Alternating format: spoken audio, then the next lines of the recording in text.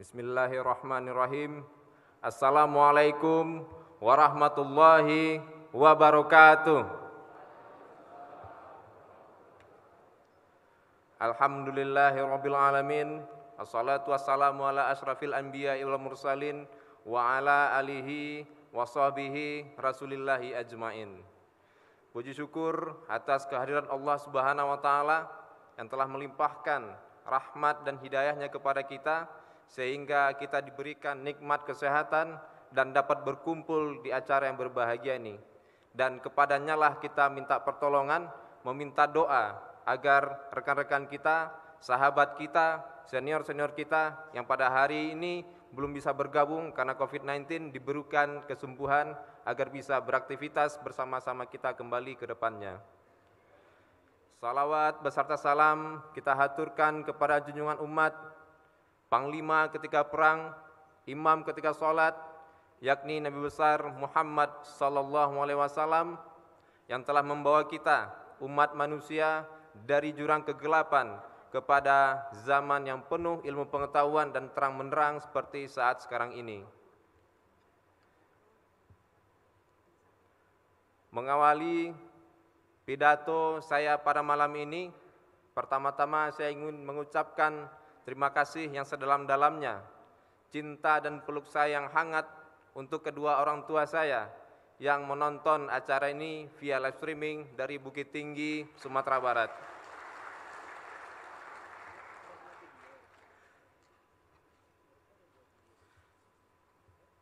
Yang sama-sama kita hormati Bapak Presiden Republik Indonesia, Insinyur Haji Joko Widodo, terima kasih kami ucapkan karena atensi beliaulah acara ini bisa sukses dan terselenggara dengan baik.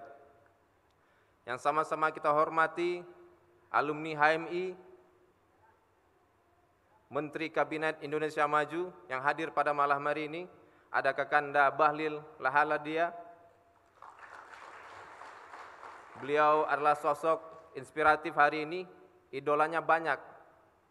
Tidak hanya dari kalangan HMI, tidak hanya dari kalangan aktivis, tetapi dari semua lapisan masyarakat.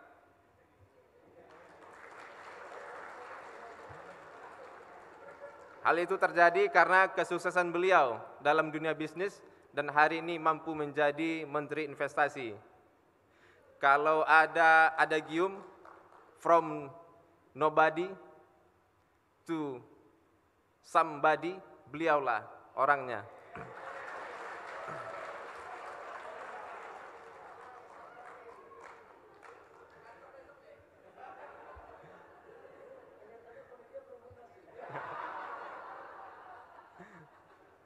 Yang sama-sama kita hormati kakanda-kakanda alumni Himpunan Mahasiswa Islam yang hari ini menjadi senator di Dewan Perwakilan Rakyat Republik Indonesia, yang pada hari ini hadir ada Kakanda Nasir DPR RI dari fraksi PKS. Terima kasih Kakanda atas waktunya. Yang sama-sama kita hormati ada Kakanda Hermanto dari fraksi PKS juga. Terima kasih Kakanda atas kehadirannya. Dan juga yang paling spesial hari ini ada Kakanda Zulfikar Arsysadikin. Karena abanglah saya mampu berdiri di panggung ini, Bang.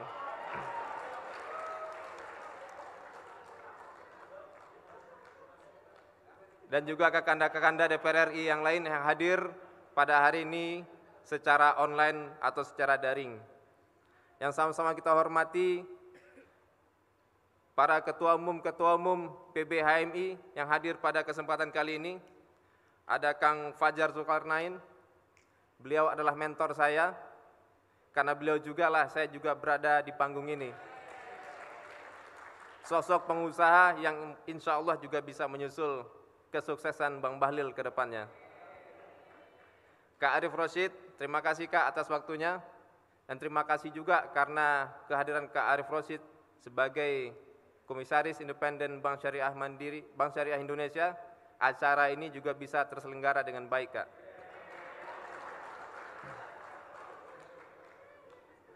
Yang paling spesial kepada Kakanda Akbar Tanjung,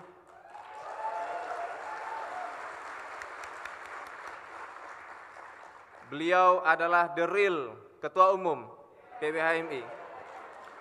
Kalau saya dan Kang Fajar, Kang Arif ini hanya penerus beliau saja. Terima kasih Bang atas kehadirannya bersama keluarga tentunya. Semoga sehat-sehat selalu. Yang sama-sama kita hormati Kakanda Ayunda, Majelis Nasional KAHMI yang hari ini diwakilkan oleh Bendahara Umum Bang Nasir Biasani. Terima kasih Bang atas kehadiran bersama seluruh jajaran KAHMI dan juga Forhati Kak Hanifah Husen yang selalu mendampingi Kohati maupun HMI tentunya. Sangat luar biasa, terima kasih Kak Hanifah bersama rekan-rekan dan alumni yang lain. Yang sama-sama kita hormati juga rekan-rekan seperjuangan saya di Cipayung, yang hari ini ada Ketua Umum Beni dari PMKRI, ada Ketua Umum Bintang dari SEMI, ada Ketua Umum Asrul, LMND, ada Ketua Umum Iqbal dari Hima Persis, dan juga Ketua Umum yang lain yang hadir secara daring. Mudah-mudahan kita dapat bersinergi terus ke depan untuk membangun bangsa Indonesia ini agar lebih maju lagi ke depannya. Yang sama-sama kita hormati pemilik Kota Bogor, Wakil Wali Kota yang hadir pada kesempatan kali ini bersama Forkopimda. Terima kasih atas fasilitas yang diberikan kepada Himpunan Mahasiswa Islam. Bogor adalah kota yang sejuk, yang memberikan kita keleluasaan, kemerdekaan berpikir untuk menentukan arah baru HMI ke depannya. Yang sama-sama kita hormati dan terkhusus kepada fungsionaris PBHMI, saudara sejawat saya, Muhammad Ikhya Halimuddin, selaku Sekretaris Jenderal, saudara Abdul Rabbi Syahrir, yang mohon maaf hari ini tidak bisa hadir karena sedang sakit, mempersiapkan acara ini. Kita doakan agar bisa cepat pulih dan bisa bersama-sama kita lagi sesegera mungkin. Tentunya juga Umay, Ketua Umum Kohati PBHMI, yang selalu mendampingi HMI tentunya, agar HMI tetap semangat menjalankan organisasinya. Beserta ketua-ketua bidang dan seluruh fungsionaris PBHMI yang hadir pada kesempatan kali ini. Tak terkecuali juga ada senior-senior dari MPK PBHMI yang selalu menuntun dan membimbing kami ke depannya. Mohon maaf kalau nanti PBHMI atau teman-teman di PBHMI sering membuat salah atau melanggar-langgar dikit, Bang.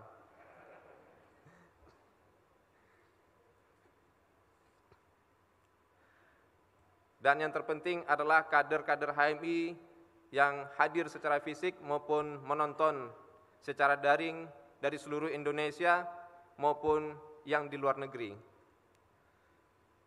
Mengawali pidato saya malam hari ini, saya ingin mengutip salah satu syair dari Maulana Jalaluddin Rumi.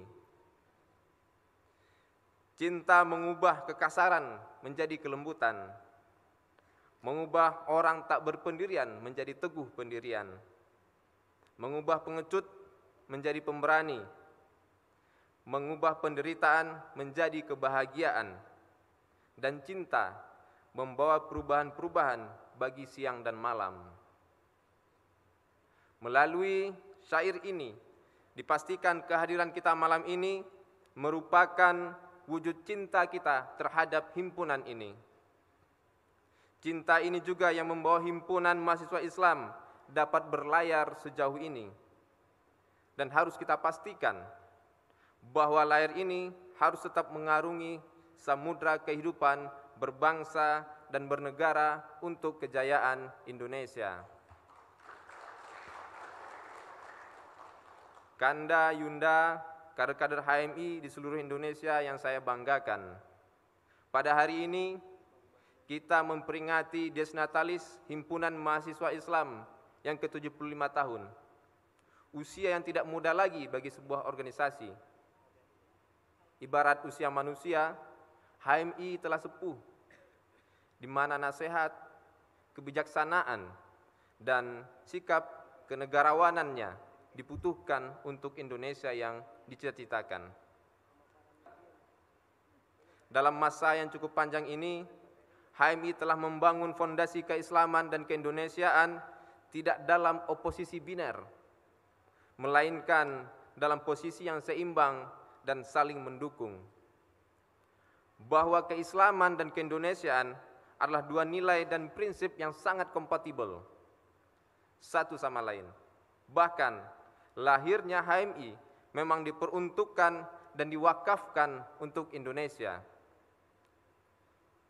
Sebagaimana termaktub dalam tujuan saat HMI berdiri, yakni mempertahankan negara Republik Indonesia dan mempertinggi derajat rakyat Indonesia, serta menegakkan dan mengembangkan ajaran agama Islam.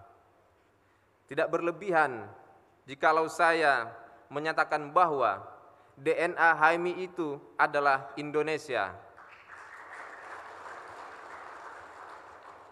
Komitmen keislaman dan kebangsaan kita diwariskan dari generasi ke generasi, sehingga telah menjadi ortodoksi tersendiri.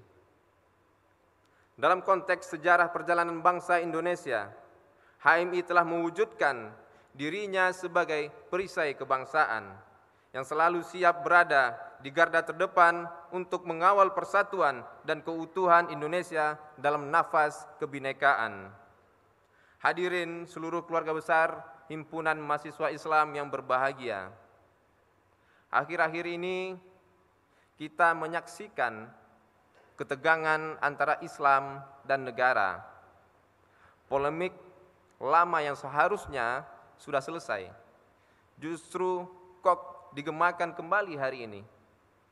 Gema ini semakin kencang, semakin nyaring ketika menemukan instrumen yang paling efektif, yakni platform digital dan media sosial. Platform digital menjadi arena baru di mana segala macam informasi, ideologi, dan diskursus saling tumpang tindih dan berkontestasi satu sama lain. Tidak seperti lembaga pemerintahan, lembaga pers, dan lembaga riset, media sosial tidak memiliki filter dan verifikasi informasi. Setiap orang bisa memproduksi informasi dan menyebarkannya ke berbagai penjuru dengan hanya sekali klik. Keberadaan media sosial inilah yang memicu kembali eskalasi wacana ketegangan antara Islam dan negara, di mana Islam seolah-olah menegaskan negara. Begitu juga sebaliknya, negara menegaskan Islam. Bahkan tidak berhenti pada wacana, ketegangan ini kerap terwujud dalam konfrontasi fisik seperti yang terjadi dalam intoleransi, radikalisme, dan ekstremisme agama pada akhir-akhir ini, yang pada akhirnya berujung pada tindakan kekerasan dan aksi teror. Dalam menyikapi ketegangan antara Islam dan negara tersebut, saya melihat banyak umat Islam cenderung reaktif dalam menyikapinya, sehingga terjebak dalam kungkungan narasi yang kontraproduktif terhadap pembangunan keislaman dan kebangsaan. Kondisi kekinian kita dan proyeksi masa depan kita diseret kembali dalam pusaran polemik yang seharusnya telah selesai kita diskusikan. Tugas kita bukanlah melestarikan polemik ini, juga bukan mengabaikan polemik ini, seolah-olah tidak pernah hadir dalam alam pikir masyarakat Indonesia. Tugas kita adalah bagaimana mentransformasikan polemik tersebut menjadi elan vital, menjadi semangat zaman yang memiliki daya kontributif bagi pembangunan negara kita.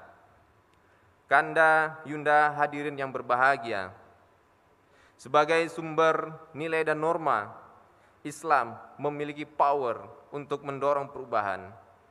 Keislaman keindonesiaan yang dimiliki HMI adalah modal besar untuk pembangunan bangsa kita. Daripada terlibat dalam pusaran polemik warisan masa lalu yang tidak menentu arahnya, lebih baik bagi HMI untuk mendorong paradigma keislaman yang kompatibel, yang berorientasi pada masa depan. Paradigma keislaman yang kita majukan haruslah menjadi bagian dari solusi persoalan bangsa. Dengan kata lain, agama tidak sekedar menjalankan fungsi korektifnya, melainkan juga menjalankan peran fungsi solutifnya dalam cita-cita kebangsaan kita. Jika Nurcholish Madjid dengan Islam modernisnya, jika Kunto Wijoyo dengan Islam profetiknya, jika Muslim Abdurrahman dengan Islam transformatifnya, maka generasi HMI saat ini harus meneguhkan keislaman keindonesiaannya dalam bingkai Islam empowering, Islam yang memberdayakan. Islam menjadi sumber nilai sekaligus inspirasi untuk memberdayakan umat dan bangsa sebagai langkah aksi dan kontribusi nyata. Islam empowering mengedepankan keislaman keindonesiaan yang inklusif sekaligus meneguhkan keberpihakannya pada pemberdayaan masyarakat melalui aksi-aksi nyata seperti pembangunan kantong-kantong ekonomi masyarakat melalui entrepreneurship.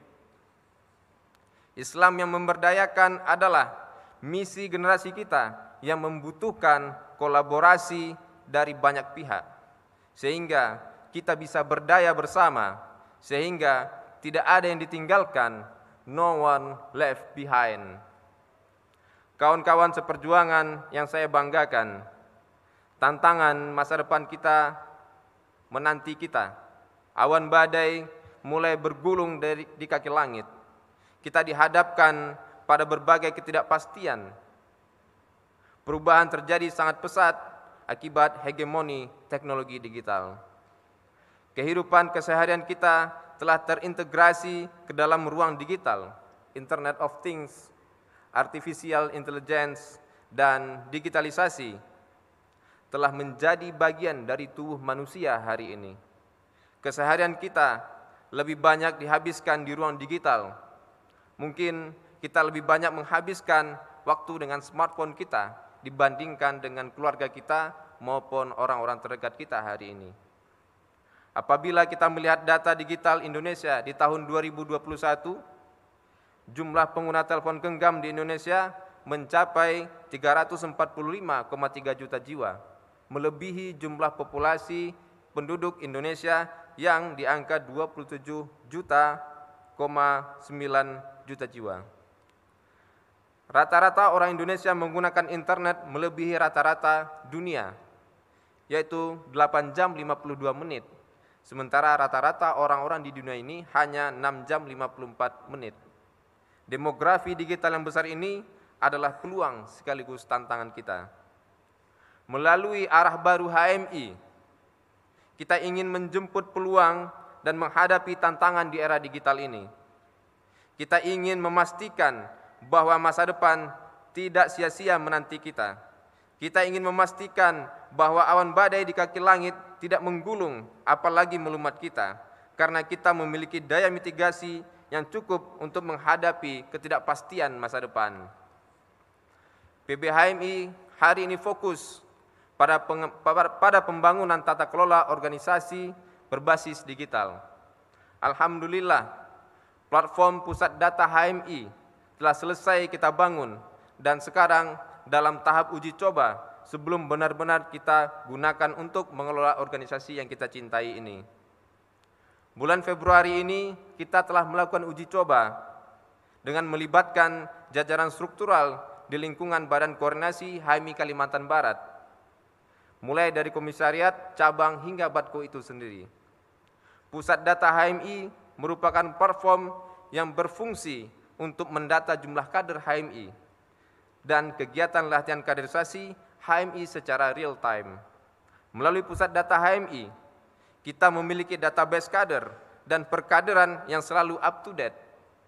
Selain itu, pusat data HMI juga berfungsi untuk mengatur administrasi organisasi secara komprehensif. Melalui pusat data HMI, kita bisa mengembangkannya dalam platform yang lain.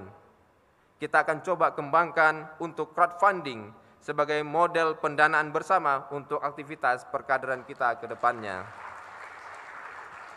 Layanan payment point online bank sebagai sistem pembayaran yang bertujuan melayani kebutuhan transaksi dari jutaan keluarga besar HMI di seluruh Indonesia. Dan Professional Hub sebagai ruang untuk mempertemukan antara kader HMI dengan alumni HMI yang berkarir di dunia profesional dari berbagai latar belakang pendidikan, bidang industri, keahlian, dan profesi. Hadirin Kanda Yunda serta seluruh kader HMI di seluruh Indonesia dan di luar negeri yang saya banggakan, untuk menyongsong Indonesia Emas 2045 dan 1 abad HMI di tahun 2047, kita sedang mempersiapkan kader wirausaha HMI melalui Sociopreneurship Incubator yang telah kita wujudkan sejak tahun 2021, yang ujungnya adalah melahirkan startup-startup yang siap menggerakkan perekonomian bangsa kita. Kita memilih sociopreneurship karena sesuai dengan nyawa aktivisme itu sendiri, nilai intelektualitas dan pengabdian yang ditanamkan oleh HMI. Sociopreneurship tidak hanya berorientasi pada profit semata, melainkan juga pada social benefit. Melalui Sociopreneurship Incubator, kantong-kantong ekonomi di seluruh cabang HMI terbuka dengan lebar. Kantong-kantong ini tidak terpisah, melainkan berjejaring satu sama lain sehingga betul-betul menjadi kekuatan ekonomi tersendiri yang berkontribusi bagi pembangunan ekonomi bangsa dan perjuangan kader-kader HMI. Hadirin Kanda Yunda dan kader-kader HMI yang saya cintai, mengakhiri pidato Dies Natalis ini, saya ingin menegaskan bahwa digitalisasi organisasi, sociopreneurship, dan pembangunan sumber daya manusia di sektor digital maupun sektor ekonomi adalah tangga dan arah baru HMI untuk menyongsong Indonesia Emas 2045 dan 1 abad HMI 2047. Kita telah mendaki tangga tahap demi tahap, selangkah demi selangkah, dengan istiqomah serta dengan semangat saling memberdayakan agar masyarakat adil makmur yang diridhoi Allah Subhanahu wa taala dapat terwujud. Semoga kita senantiasa diberikan kekuatan oleh Allah Subhanahu wa taala untuk tetap berkhidmat pada organisasi, pada bangsa, dan pada negara yang kita cintai ini. Demikianlah dari saya. Bahagia HMI, yakin usaha sampai. Billahi taufiq wal hidayah. Wassalamualaikum warahmatullahi wabarakatuh.